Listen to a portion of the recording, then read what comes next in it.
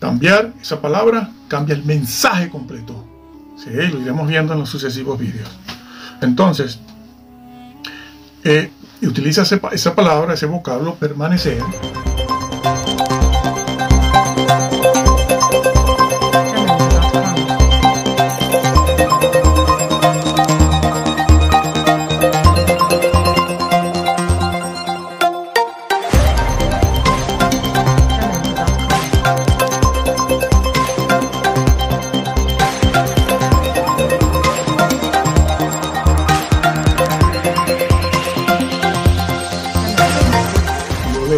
El que en mí no permanece. No, yo no puedo hacer la exégesis sobre esa traducción.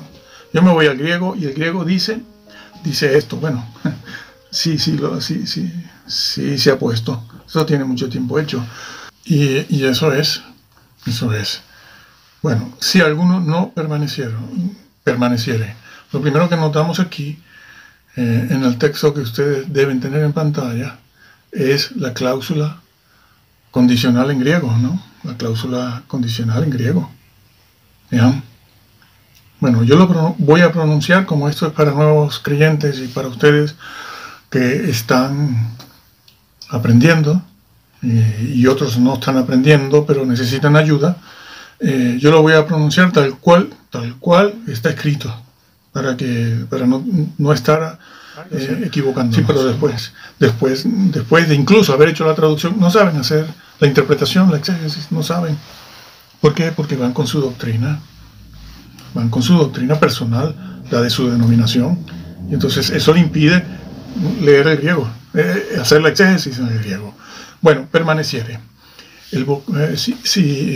Estas personas dicen que en realidad esas personas a las que se refiere Jesús, esos pámpanos a los que se refiere Jesús, aunque Jesús dice y les ordena permanecer, en realidad son personas que no han nacido de nuevo.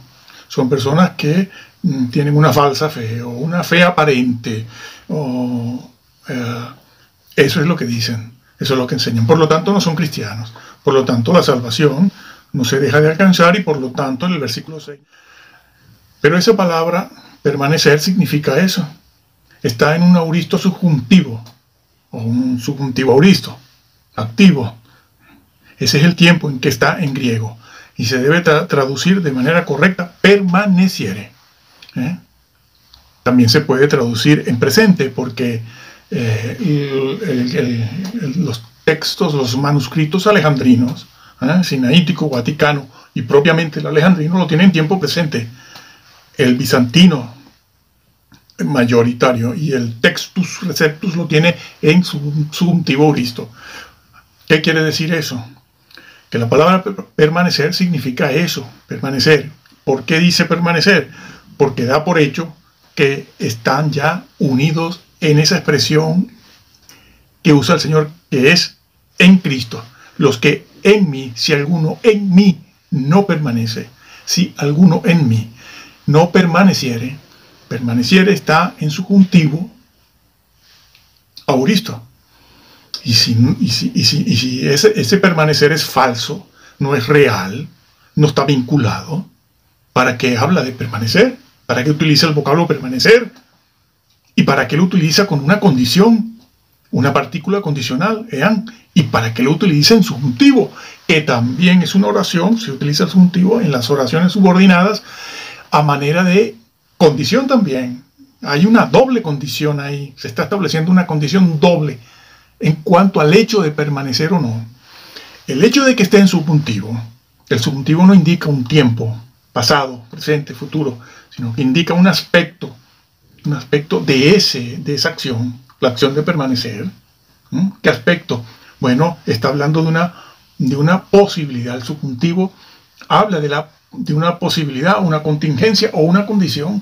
Te establece la acción ahí en ese campo. Te está diciendo que es posible que permanezca o no. Si alguno, por eso dice, si alguno en mí no permaneciere. Es decir, es posible que permanezca y es posible que no. Está estableciendo esa condición, doble condición. Y el vocablo permanecer, según la Real Academia Española, significa eso. Significa eso, quedarse como dicen todos los manuales, es quedarse. De hecho, el diccionario, si yo mal no recuerdo, de la Real Academia Española, lo pueden buscar, buscan el vocablo permanecer y les dice que una de las acepciones o significados es quedarse, pero no te puedes quedar si no estás, que es lo que enseñan estos señores calvinistas. Dice, no, es que no estaba. Y si no está, ¿para qué lo manda a permanecer? ¿Cómo puede permanecer algo que no está unido, que no está en Cristo, que no está vinculado? Dios mío, es de locos. Esta gente. No, la Biblia no. La Biblia no es de locos.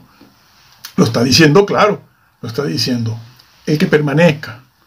Y esa palabra, permanecer, significa eso. De hecho, hay alguna traducción por ahí, una traducción que dice el que se quede, quedarse. ¿Por qué? Porque esa palabra, permanecer, significa eso, es una de sus acepciones. Búsquenlo en los diccionarios. Quedarse. Permanecer es quedarse, estar en. Y eso es lo que significa el subjuntivo. Ahora hablamos del auristo. Pero el subjuntivo, sea auristo, sea presente, según el manuscrito griego que usted use, significa eso, habla de una posibilidad, si permaneciere. El que permanezca.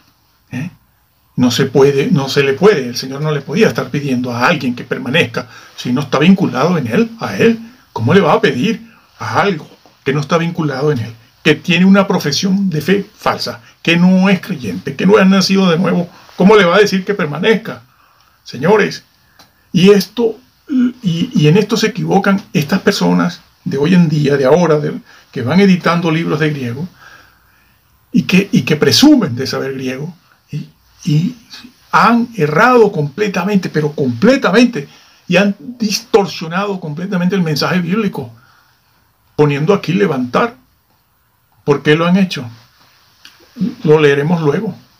Lo dicen, hay una persona que lo dice de manera clara, dice aquí no podemos poner cortar, porque si no vamos a ir ¿contra qué? Contra nuestra propia doctrina de nuestra denominación.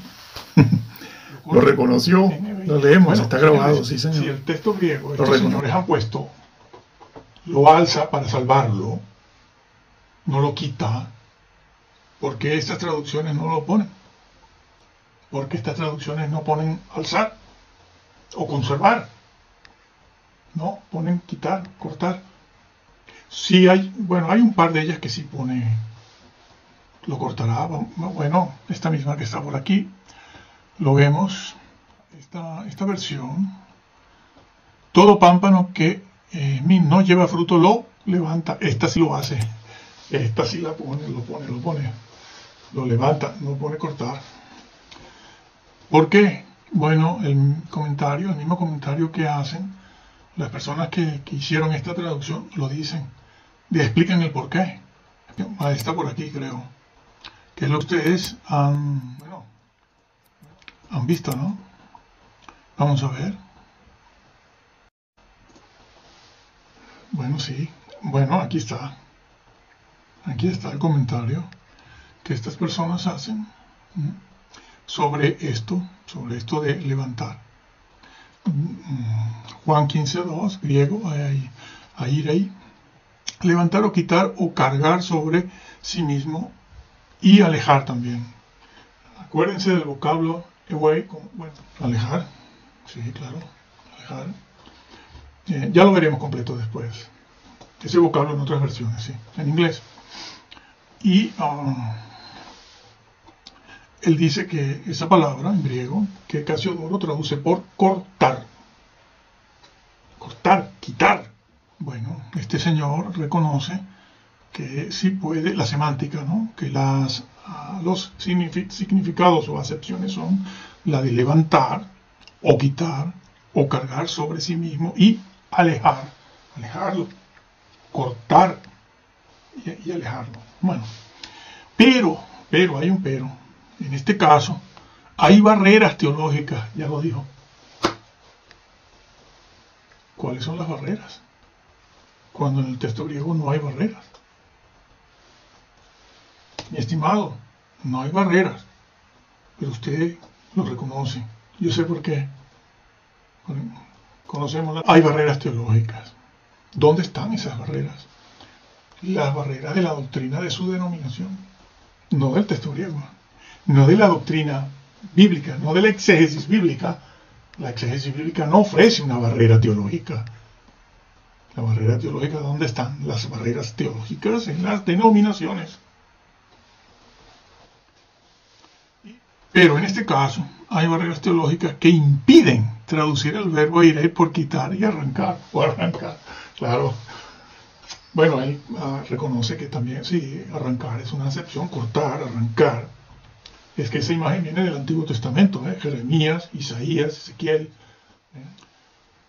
La evaluación del contexto 15.5.6 exige una traducción conforme a la primera acepción, es decir, levantar.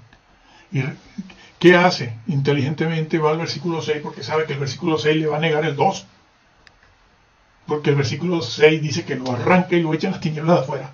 No usa el vocablo tiniebla porque no siempre se usa la palabra tiniebla, pero se usa cortar, echar en el fuego y arder. Pero claro, se da cuenta de que el versículo 6 le va a negar el 2. Directamente va al 6. ¿Y qué hace? Dice, no. El 6 no está diciendo, no está hablando de eso. Está hablando del sufrimiento del cristiano. Lo cambiaron. Se ve obligado a decir eso. No, hay que ir al versículo 6. El versículo 6 no habla de purgatorio, ni de infierno, ni de nada. Eso es el sufrimiento cristiano, que sufren aquellos que no se portan bien, que son rebeldes. Y estas personas aquí lo reconocen, ¿no? Exige una traducción conforme a la primera sección. La primera sección es levantar, esta que puso aquí. Levantar, bueno, lo dice. El viñador, el experto en viñas, que ama al pámpano, bueno, el padre ama al hijo, por su procedencia, 15.2, lo levanta del suelo. Entonces él le da la interpretación. Aquí está la interpretación de levantar. ¿Qué entienden ellos por levantar? Bueno, este señor es un botón de muestra de lo que todos ellos creen. La inmensa cristiandad moderna. Porque esto es de reciente creación. No te puede decir Agustín, no te puede decir a Jerónimo, no te puede decir a ninguno de los manuscritos que se han encontrado del arameo. Les animo a estudiar arameo. Eso es lo que dicen, eso es lo que enseñan. Por lo tanto, no son cristianos. Por lo tanto, la salvación no se deja de alcanzar y por lo tanto en el versículo 6 no puede decir que son echados en las tinieblas y se queman. Esa expresión, tinieblas, a veces es una expresión que aquí vamos a buscarla en el resto de los versículos en el Nuevo Testamento. Pero esa expresión a veces aparece sin el vocablo tinieblas y otras veces aparece con el vocablo tinieblas.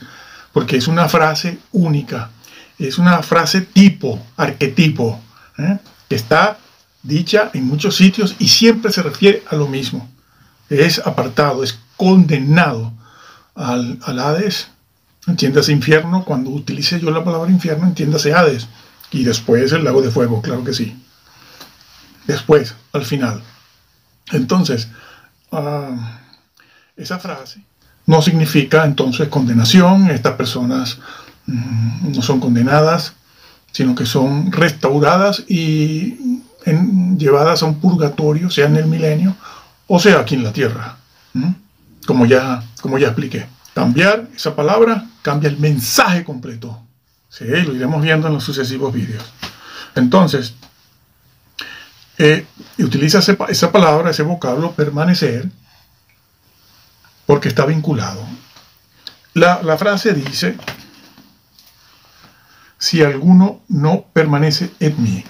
Esa expresión, en mí, en todo el Nuevo Testamento, en todo, siempre se usa para hablar de una persona que está en Cristo, claro.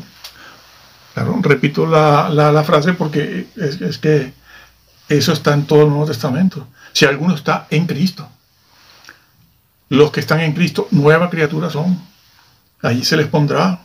Hay cientos de frases con eso, siempre referido a una persona que ha nacido de nuevo, que es creyente real y verdadero.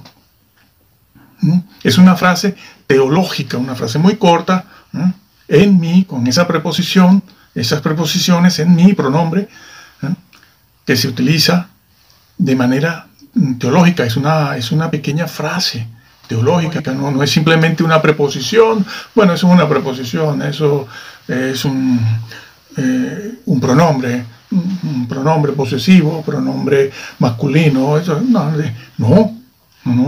no es una frase teológica que se usa en el 99% de las ocasiones en el Nuevo Testamento, que se usa cientos de veces para hablar de una persona realmente convertida, sí señor, no una conversión falsa, aparente, una falsa profesión, que es lo que enseñan estos señores. Esa expresión significa, y Jesús lo está haciendo. Entonces ya ha utilizado la palabra permanecer. ¿Por qué puedes permanecer? Puedes permanecer porque estás en Cristo. Ya estás en Cristo. Si no, yo no te diría que permanezcas, porque no puedes permanecer en lo que no estás. Pero ojo, que es un subjuntivo, es una condición reforzada por el vocablo ean, que es una de las 4 cláusulas condicionales para hablar de una condición real. No es una condición hipotética. No, bueno, eso es hipotético. Si en realidad permanece o no, bueno, eso no te preocupes. Sé feliz, le dicen, sé feliz. Sé feliz, no te preocupes. Sí. Eso enseñaron en el Antiguo y el Nuevo Testamento y la iglesia primitiva. Sé feliz, sí. Los están mandando, los están condenando, mandando al Hades y luego al lago de fuego. Entonces, está hablando de un hecho real. Está hablando de un hecho real. Sí, alguno de cuáles, de los que están en mí. No cualquiera. Estar en Cristo significa eso, exactamente eso.